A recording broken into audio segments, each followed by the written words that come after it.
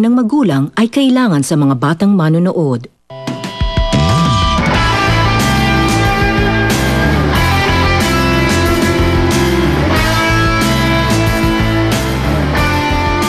Bernadette naman kasi, ba't binigyan mo ng drug si Natasha? How is she? What happened? The patient suffered from a drug overdose. Nagkaroon po siya ng open heart surgery mga ilang buwan na ang nakalipas. Maaring ang kondisyon niya ngayon ay komplikasyon ng dati niyang operasyon.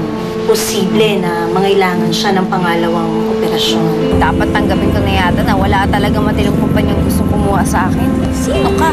Ha? Yung Dayanang kilala ko, hindi umuurong. Ano mo, tama ka. Hindi dapat ako sumuko. Para sabi ni Inay. I'm sorry kung may nasabi akong nakasakit sa'yo.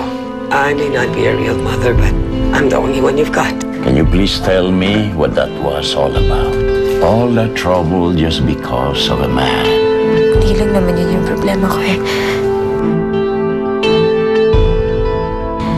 It's nothing, Lo. Malungkot lang ako na na-disappoint kita. Yun lang. No, hija. I was not disappointed in you.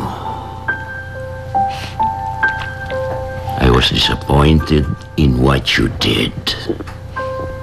Apo kita, Natasha. Ikaw lang ang naiwan na alaala sa akin ng iyong ama. And I'm not about to lose you too. Magpakatatag ka, iha. I want you to be strong. I want you to put your act together. Remember, isa kang Alcantara. At walang Alcantarang sumusuko. Walang Alcantarang talunan. Remember that, Iha. Remember that.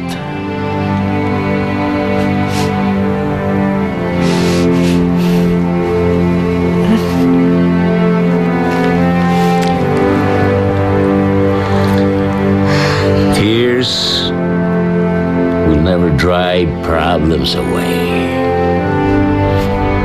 Cheer up.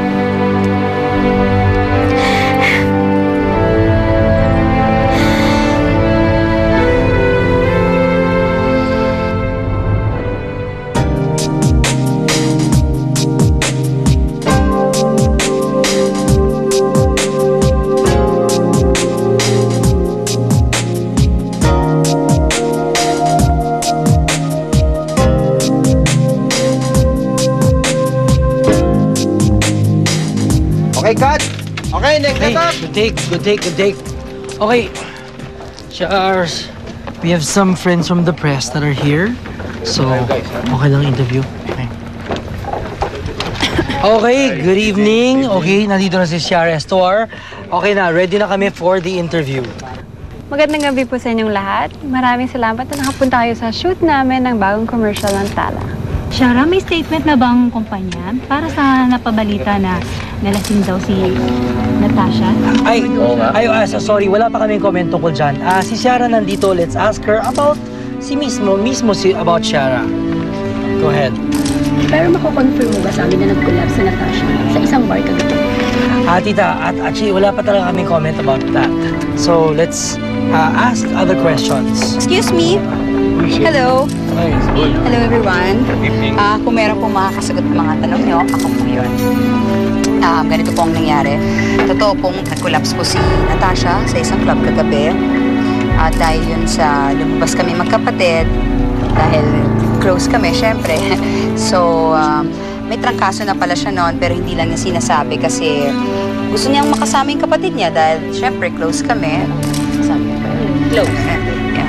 So, dahil yun sa flu niya, nag-collapse siya sa sobrang pagod at yun po, hindi po totoo na nag-overdose siya. So, hindi totoo nag-drug si Natasha? Of course not, Tito. And everyone, wala pong drug addict sa pamilya namin. Maraming salamat po. Thank you. Okay, thank you. No more questions. Nay! Oh! Nay, may trabaho na po ako! Talaga? Opo, pero mababa po ang posisyon pero gagawin ko lahat para ma-promote ako, Nay. Sigurado ko. Naku, kaya-kaya mo yan, anak. Nay, mag-iipon po ako at ma-operahan na po kayo. Gagaling na po kayo. Sana, anak. Artistahin na, nag-shades pa ako para mukha talaga ako artist. Anak. Sa tingin mo, discover ako. For sure yan. Third. Maganda ba ako? Discover Diba? ba ako? Ang ganda niya? Diba? Yata ako nang ginamit ng lipstick. Hindi, okay lang yan. Mas bagay siguro medyo dark. Pero okay Hindi mo sinabi. Tama na Hindi, yan. Ang okay na yan. Ang importante, ganda. nalinis na natin yung pangalan ng Legacy at ni Natasha. Pero alam niyo, hanggang ngayon, naguguluhan pa rin ako eh. Matagal ko nang kakilala si Natasha at hindi siya nagda-drugs. Wow! Kaya imposibleng na-overdose siya. Ano naman ang alam mo? Bakit? Alam mo ba lahat tungkol sa kanya? Ano ka, jowa? Close, ha? Close. Totoo bang nasa ospital si Natasha? A romantic evening to you, Josh. Totoo ba? Ito, sa atin lang to. Ang press release namin may flu siya. Pero ang totoo nun, nasa ospital siya kasi na-OD siya. Ano? Josh, kasi daw masama ang loob eh. Kaya siguro nag-drugs. Huwag ka maingay ha. Secret natin yun ha. Sige. Take it easy, Josh.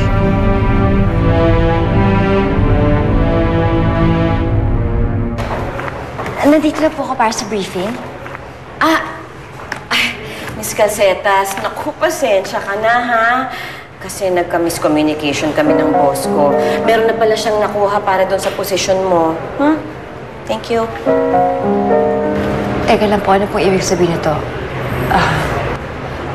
Wala na akong trabaho? Oo pasensya ka na. Pero alam mo, hayaan mo. Pag nagka-opening ulit, tatawagan na lang kita, ha? Thank you. Hindi naman pwedeng ganun. Kailangan ko yung trabaho na to. Kailangan operan yung nanay ko. Kailangan ko yung trabaho na to. Pasensya na. Nagmamakaawa ako sa'yo. Kahit maliit na posisyon lang tatanggapin ko. Basta kailangan ko lang magkaroon ng trabaho. Wala nga eh. Please, ma'am. Nakikiusap ako. Kailangan ko yung tulong niyo. Kailangan... Sorry, Miss Calcetas. Guard!